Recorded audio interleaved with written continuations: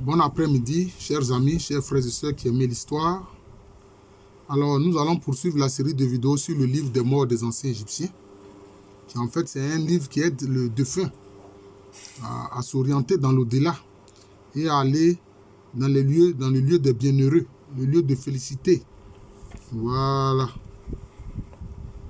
Alors, donc nous allons faire le commentaire du chapitre 137b et le chapitre 138. Alors, bon, ils mettent formule chaque fois, mais ils disent je préfère parole sacrée. Pour allumer, donc parole sacrée pour allumer le flambeau pour l'Osiris N.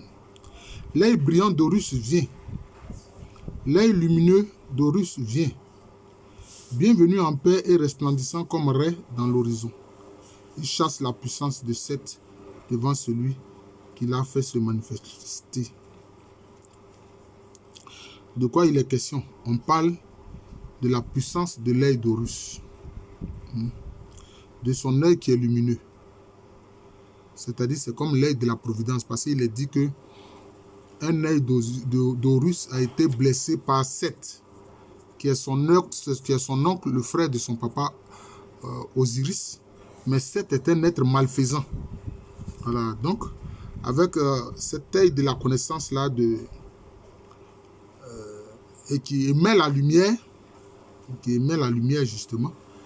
Alors, donc, Horus chasse la puissance de Seth. Donc, il brise les forces du mal. Voilà, c'est ce qui est dit. Et donc, il est brûlant. Parce qu'il rayonne de lumière. Et la flamme d'Horus repousse Seth et ses coalisés, c'est-à-dire tous les malfaisants. Cette lumière-là vient ayant quitté le ciel à la suite de Ré. Voyez? Donc, on fait comprendre bien que la lumière d'Horus émane de Ré. Voilà, ça émane de Ré, qui est le principe divin de la lumière, justement. Devant tes deux sœurs Ré, l'œil d'Horus est bien vivant à l'intérieur de l'Ourite. L'œil d'Horus est bien vivant. Il est Iun Moutef. Alors, Iun Moutef, qu'est-ce qu'il est mis? Il est mis ici Dieu du nom Tinit.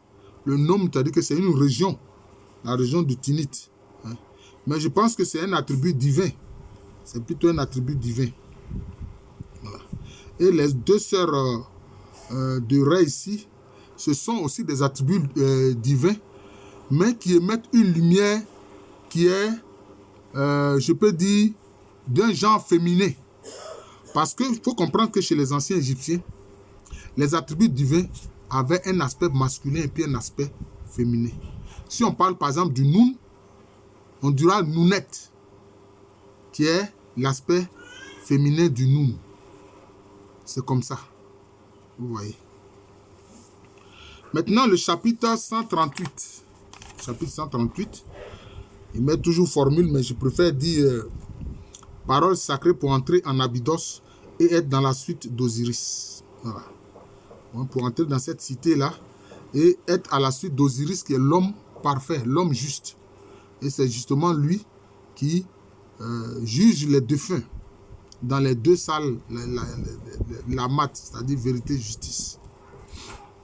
D'ailleurs, le nom Osiris, ou Osir, ce nom-là, on le retrouve chez les Agnis, chez les Akans, sous la forme de Assyrie. On dit Assyrie. Assyrie. Voilà, c'est comme ça. Surtout chez les Bétibé, les hôtels de l'argent, on a dit que le nom Assyrie est très répandu. Voilà. Parole dite par N, c'est-à-dire l'Osiris N. Oh, c'est Dieu, c'est-à-dire ses attributs divins. Parce que les anciens Égyptiens, les Kemetes, ils croyaient en un seul créateur, qui est Necher. Voilà. Maintenant, ce sont ces manifestations que les gens ont appelées des dieux. En fait, ce sont des attributs divins. Voilà. Je l'explique sans cesse quand je prends la parole sur ce sujet-là. Habitants Abydos, assemblée, réunis au complet. Venez en acclamation à ma rencontre et voyez mon père Osiris à qui je suis assigné. Voilà. C'est-à-dire que le défunt est en train de dire ici à tous les attributs divins de l'acclamer et de regarder son père Osiris, parce que donc il considère qu'Osiris, l'homme juste, est son père. Voilà. À qui il est assigné, c'est-à-dire qu'il fait ce qu'Osiris, l'homme juste, fait. Donc c'est-à-dire que lui-même il se veut juste. Bon, dans un autre texte, il est mis ici en note infrapaginale. Il est écrit ici, ce membre de phrase diffère quelque peu selon les papyrus. Certains innocents, j'ai vu mon père Osiris assigné à moi. Bon, c'est-à-dire là, son père qui lui fait du bien. Voilà. Qui lui fait du bien. Qui veille sur lui. Voilà. Je suis ce Taurus, maître de la terre noire. Donc, il se compare, il s'identifie à Horus, le fils d'Osiris. Voilà, il est mané. Maître de la terre noire. Alors, souvent, sur la terre noire, bon, les gens ont fait des spéculations. Moi, je pense ici que la terre noire, c'est une terre qui est fertile. Hein, parce que la terre noire, c'est quoi? C'est de l'humus, c'est fertile. Et justement, le Nil, en Égypte, il y avait des limons. Donc, la terre, le long des... Et autour du Nil étaient des terres très fertiles. Et du désert rouge. Et du désert rouge. Rouge parce que là, l'action du soleil est beaucoup plus forte. Car j'ai pris possession de tout, étant quelqu'un qui ne peut être vaincu, dont l'œil a été victorieux contre ses ennemis, qui porta secours à son père, emporté par les flots, et à sa mère, qui frappa ses ennemis, qui repoussa ainsi le ravisseur, qui étouffa la force du ténébreux. Bon. En fait, il s'identifie à Horus, le fils d'Osiris. Horus est le symbole de la royauté. Il a vaincu Seth, son oncle malfaisant, et puis tous ceux qui le soutiennent et qui sont justement les êtres ténébreux dont il parle, les forces ténébreuses dont il parle. C'est Seth et tous ses coalisés, tous ceux qui font le mal. Hein? Le monde des ténèbres, tous ceux qui font le mal. Vous voyez que ça ressemble vraiment à tout ce que disent les religions dites révélées, abrahamiques. Voilà, c'est ça. Donc il dit que lui combat les forces des ténèbres. C'est comme ça.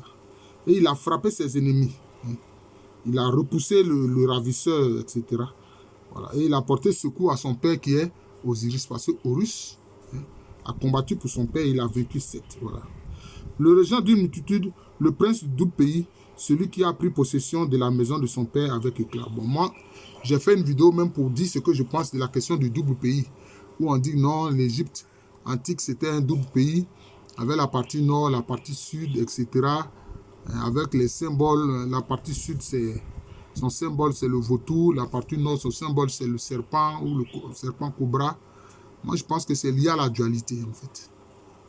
Parce que la dualité est un des principes fondamentaux de la croyance des anciens Égyptiens et des Africains en général. C'est pour ça que j'ai dit que ce qu'on a appelé les divinités qui sont les attributs divins, il y a toujours un aspect féminin. Osiris, c'est l'homme juste. Isis ou Asetou, c'est la femme juste. Ouais, c'est comme ça. Nun, l'aspect masculin des eaux primordiales. Nounet, l'aspect féminin des autres primordiales. C'est comme ça. C'est comme ça. C'est comme ça. Voilà. C'est ce qui explique déjà cette idée de double pays, là, à mon avis. Voilà.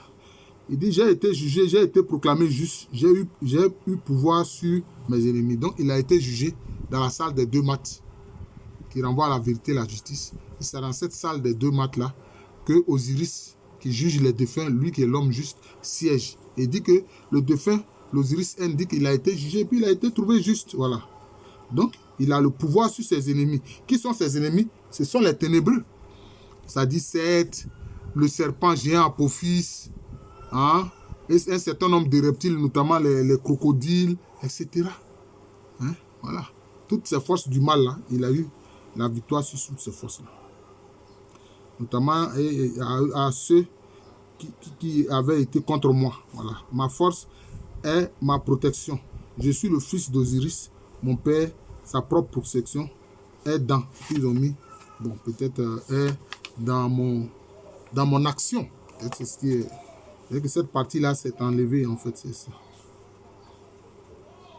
C'est cela. Donc, je viens de faire le commentaire du chapitre 137b et du chapitre 138 du livre des morts des anciens égyptiens. Voilà, je vous remercie. Je suis le professeur Alouko Améréné, professeur titulaire d'histoire à l'université Félix Houphouët-Boigny, une université qui a bien. C'est à Cocody, c'est en Côte d'Ivoire, un pays situé en Afrique de l'Ouest.